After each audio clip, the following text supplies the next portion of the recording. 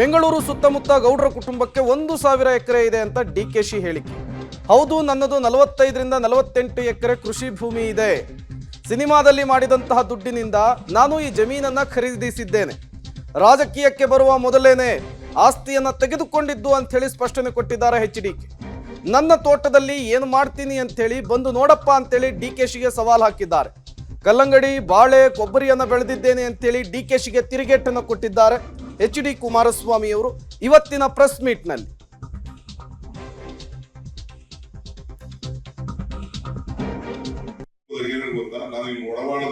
ದುಡ್ಡು ಹೊಡಿಬಾರ್ದು ಅಂತ ಎಷ್ಟೋ ಹೊಡೆದ್ಬಿಟ್ಟಿದ್ದಂತೆ ತಿಂದು ಅನುಭವಿಸ್ತೀನಿ ಅಂತ ಹೇಳು. ಆದ್ರೂ ನಾನು ದಮ್ ತಡ್ಕೊಂಡು ನಾನು ಸುಮ್ಮನೆ ಇದೆ. ಏನೆಲ್ಲ ಕಳೆಕಾಯಿ ಆಲೂಗಡ್ಡೆ ಬೆಳೆದಿಲ್ಲ. ಎಷ್ಟಿದೆ ಅವ್ರ ಕುಟುಂಬದ ಆಸ್ತಿ ಅಂತ ನಾನು ಲೆಕ್ಕ ಕೊಡೋದು ನಿಮ್ಗೆ.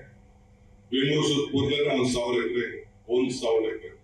ನಾನು ಇದನ್ನು ಚರ್ಚೆ ಮಾಡಕ್ ಹೋಗುದಿಲ್ಲ. ನನ್ನ ವೈಯಕ್ತಿಕ ಎಷ್ಟು ಬೇಕಾದ್ರೂ ಮಾಡ್ಕೊಳ್ಳಿ, ಬದುಕೊಳ್ಳಿ, ನನಗೇನಂತ ತಪ್ಪು ಅಂತ. ಬೇರೆಯವ್ರ ಮೇಲೆ ನಾವು ಗ್ಲಾಸ್ ಹೌಸ್ ಹೇಳ್ಬಿಟ್ಟು ಬೇರೆಯವ್ರ ಮೇಲೆ ಮಾತಾಡೋದು. ಬೇರೆಯವ್ರು ಯಾರನ್ನು ಕೂಡ ಬೆಳೆಯೋದನ್ನ ಸಹಿಸಕ್ ಆಗಿಲ್ಲ ಅಂತಂದ್ರೆ ಇಷ್ಟು ಕುಮಾರಸ್ವಾಮಿ.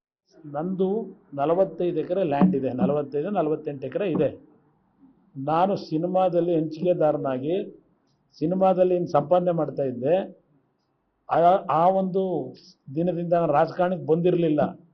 ನಾನು ರಾಜಕಾರಣಕ್ಕೆ ಬರೋದಕ್ಕಿಂತ 10 ವರ್ಷದ ಮುಂಚೆ ಆಸ್ತಿ ತಗೊಂಡಿರ್ತಕ್ಕಂಥದ್ದು. ರಾಜಕಾರಣಕ್ಕೆ ಬಂದ ಮೇಲೆ ನಾನೇನು ಆಸ್ತಿ ಮಾಡಿಲ್ಲ. ಎಸ್, ನನ್ನ ತೋಟದಲ್ಲಿ ಏನು ಬೆಳಿತೀನಿ ಅನ್ನೋದು ಬಂದು ನೋಡಪ್ಪ. ನಾನೇನು ರೆಸಾರ್ಟ್ ಮಾಡಿಲ್ಲ. ಬೆಳೆ ಏನು ಬೆಳೆದಿದ್ದೀನಿ ಇವತ್ತು, ತೆಂಗಿನ ಗಿಡ ಏನು ಇಟ್ಟಿದ್ದೀನಿ. ಸುಮಾರು 20 ಟನ್ ಕೊಬ್ಬರಿನ ರೇಟ್ 8,000 ರೂಪಾಯಿ ಇದ್ದು ಮಾರಾಟ ಮಾಡೋದು ಇಟ್ಟಿದ್ದೀನಿ, ಸ್ಟಾಕ್ ಇಟ್ಟಿದ್ದೀನಿ. ಮೊನ್ನೆ ಕಲ್ಲಂಗಡಿ ಹಣ್ಣನ್ನು ಸುಮಾರು 50 ಟನ್ ಬೆಳೆದಿದ್ದೀನಿ. 50 ಟನ್ ಕಲ್ಲಂಗಡಿ ಹಣ್ಣು ಬೆಳೆದಿದ್ದೇನೆ. ಸುಮಾರು 55 ಲಕ್ಷ ರೂಪಾಯಿ ವೆಚ್ಚದ ಬಾಳೆಹಣ್ಣು ಬೆಳೆದಿದ್ದೇನೆ. ಬಾಳೆ ವಿಡಿಯೋ ಮಾಡಿಟ್ಟಿದ್ದೀನಿ. ಎಲ್ಲ ನಾನು ಬೆಳೆದಿರ್ತಕ್ಕಂಥ ಬೆಳೆ ವಿಡಿಯೋ ಮಾಡಿಟ್ಟಿದ್ದೀನಪ್ಪ. ಆಲೂಗೆಡ್ಡೆ ಬೆಳೆದು ದೇವೇಗೌಡರು ಅವ್ರ ಜೀವನ MLA ಆಗಿದ್ದಾಗ, ವಿರೋಧ ಪಕ್ಷದ ನಾಯಕರಾಗಿದ್ದಾಗಲೂ ಚಡ್ಡಿ ಹಾಕೊಂಡು ಹೋಗಿ ಶನಿವಾರ ಭಾನುವಾರ ವಿಧಾನಸಭೆ ಕಲಾಪ ಮುಗಿದ ಮೇಲೆ ಹೊಲ ಉತ್ತಿರೋರು. ಕಷ್ಟಪಟ್ಟು ಬಂದಿದ್ದೇವೆ. ಯಾವ ಕಷ್ಟಪಟ್ಟವ್ರೆ?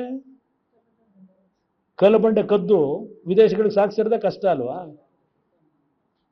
ಮಾತಾಡೋದ್ರೆ ಬೇಕಾದಷ್ಟು ಮಾತಾಡೋದು. ನನಗೆ ಕಾರ್ಯಕ್ರಮ ಇದೆ, ಬನ್ನಿ.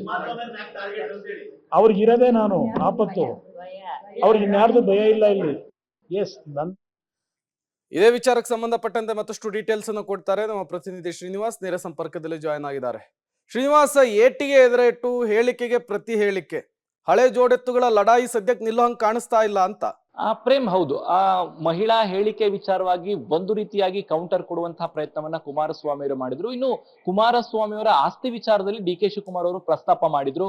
ಬೆಂಗಳೂರಿನ ಸುತ್ತಮುತ್ತ ಕುಮಾರಸ್ವಾಮಿ ಅವರಿಗೆ 1,000 ಎಕರೆ ಜಮೀನಿದೆ ಅಂತ. ಅದಕ್ಕೂ ಕೂಡ ಕುಮಾರಸ್ವಾಮಿ ಅವರು ಕೌಂಟರ್ ಕೊಟ್ಟುವ ಮೂಲಕ ಸ್ಪಷ್ಟನೆಯನ್ನು ಕೊಟ್ಟಿದ್ದಾರೆ.